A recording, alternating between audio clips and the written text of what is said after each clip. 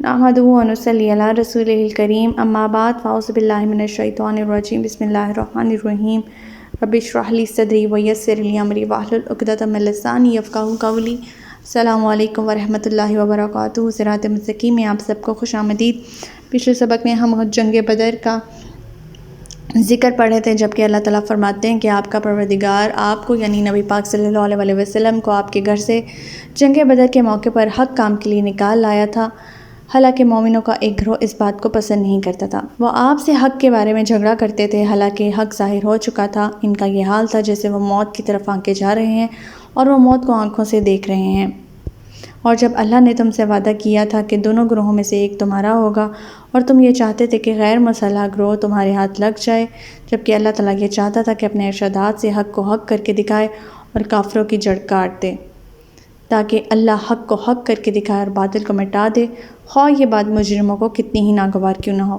اور جب تم اپنے پروردگار سے فریاد کر رہے تھے تو اللہ تعالیٰ نے تمہیں جواب میں فرمایا کہ میں پے در پے 1000 فرشتوں سے تمہاری مدد بھیج رہا ہوں۔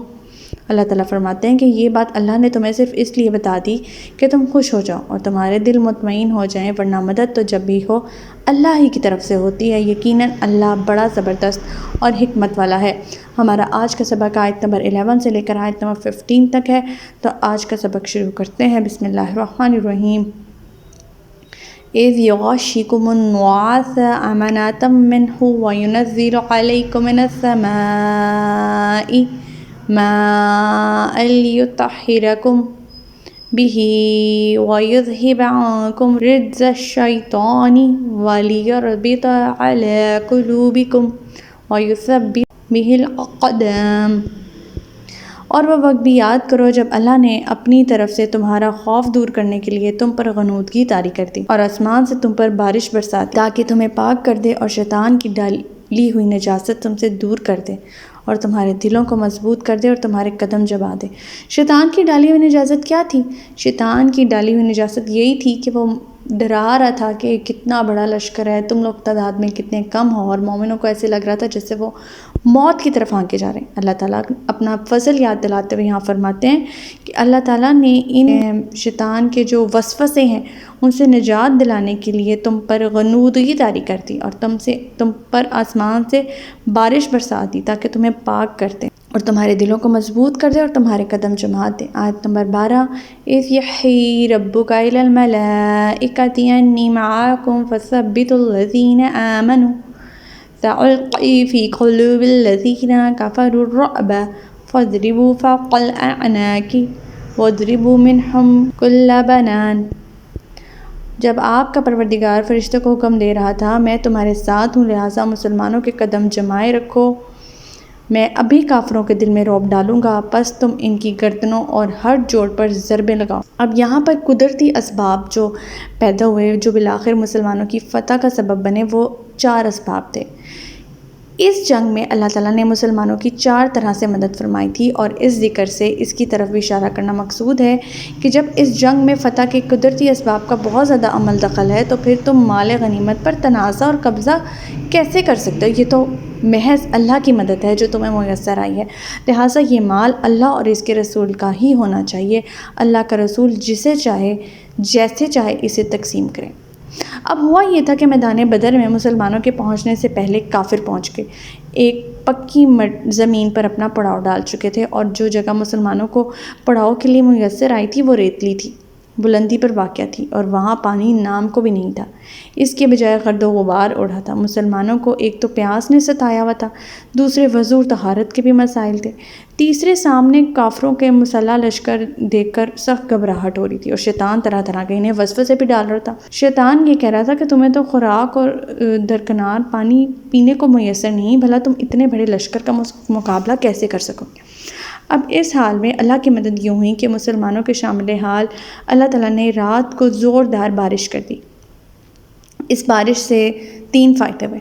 مسلمانوں نے بڑے بڑے حوض بنا کر اس میں پانی جمع کر لیا، انہیں پینے اور نہانے اور دھونے کے لیے استعمال کیا۔ دوسرا فائدہ یہ ہوا کہ نیچے سے ریت جم گئی، جہاں پہلے قدم پھسلتے جاتے تھے وہاں جمنا شروع ہو گئے۔ اس طرح وہ سب شیطانی وساوس دور ہو گئے جو شیطان مسلمانوں کے دلوں میں ڈال رہا تھا۔ تیسرا فائدہ یہ ہوا کہ یہی پانی کا ریلا جب بہہ کر کفار کے لشکر کی طرف گیا تو وہاں کیچڑ اور پھسلن پیدا ہو گئی، اور یہ اللہ تعالیٰ کی مدد کی پہلی صورت تھی۔ دوسری صورت کیا تھی؟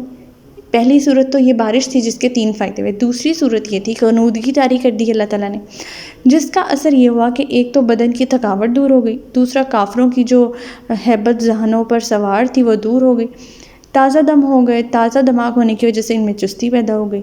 چنانچہ جب آپ صلی اللہ علیہ وسلم خود ساری رات عریش میں اللہ تعالیٰ کے حضور فریاد اور آہوزاری کرنے کے بعد سیدنا ابوبکر کی درخواست پر باہر نکلے تو اس وقت غنودگی کی کیفیت طاری ہو گئی، اور جب اس حالت میں سنبھلے تو آپ کے چہرے پر مسکراہٹ تھی اور آپ یہ آیت تلاوت فرما رہے تھے، یہاں تک کہ آپ صلی اللہ علیہ وسلم نے بڑے بڑے کافروں کے قتل ہو جانے کی خبر دی اور ان کے قتل کی جگہیں بھی صحابہ کرام کو دکھا دیں۔ تیسری صورت جو یہ پیدا ہوئی وہ یہ تھی کہ اللہ تعالیٰ نے میدان بدر میں مسلمانوں کی مدد کے لیے فرشتوں کا لشکر بھیجا۔ صحابہ اکرام فرماتے ہیں کہ جن کافروں کے موت فرشتوں کے ہاتھوں واقع ہوئی تھی، ہم اس لاش کو پوری طرح پہچان لیتے تھے۔ فرشتوں کی آمد سے جہاں مسلمانوں کے دلوں کو قرار حاصل ہوا، وہاں کافر سخت بددل اور مرعوب ہو گئے۔ اور چوتھی صورت ہمیں آگے پتہ لگے گی، تو چلتے ہیں اپنی آیت نمبر 13 پہ۔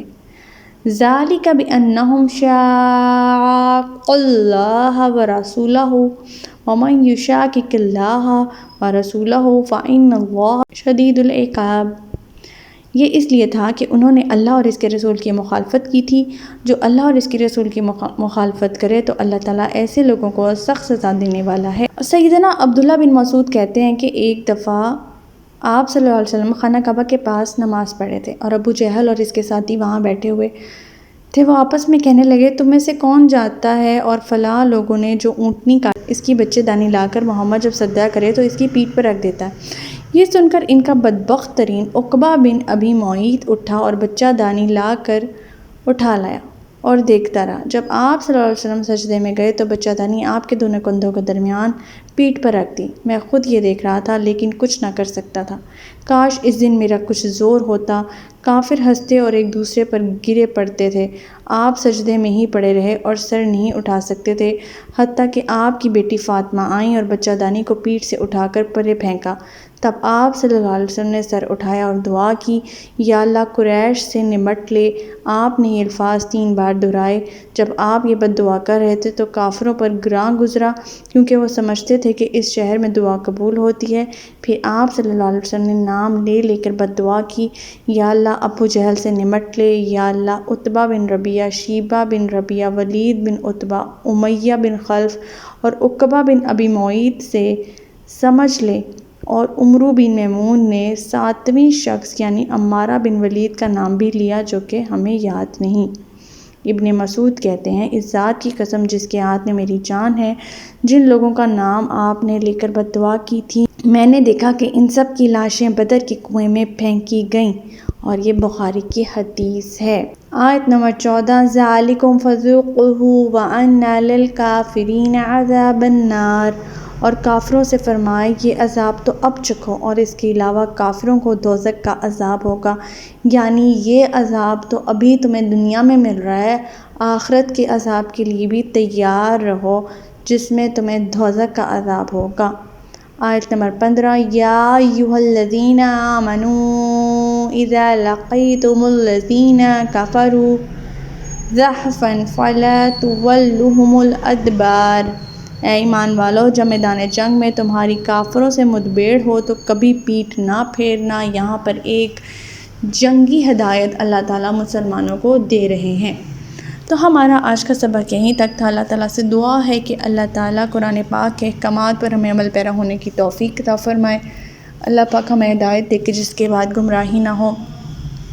ربنا لا تزغ قلوبنا بعد إذ هديتنا وهب لنا من لدنك رحمة إنك أنت الوهاب۔ سبحانك اللهم وبحمدك نشهد أن لا إله إلا أنت أستغفرك وأتوب إليك۔ السلام علیکم ورحمۃ اللہ وبرکاتہ۔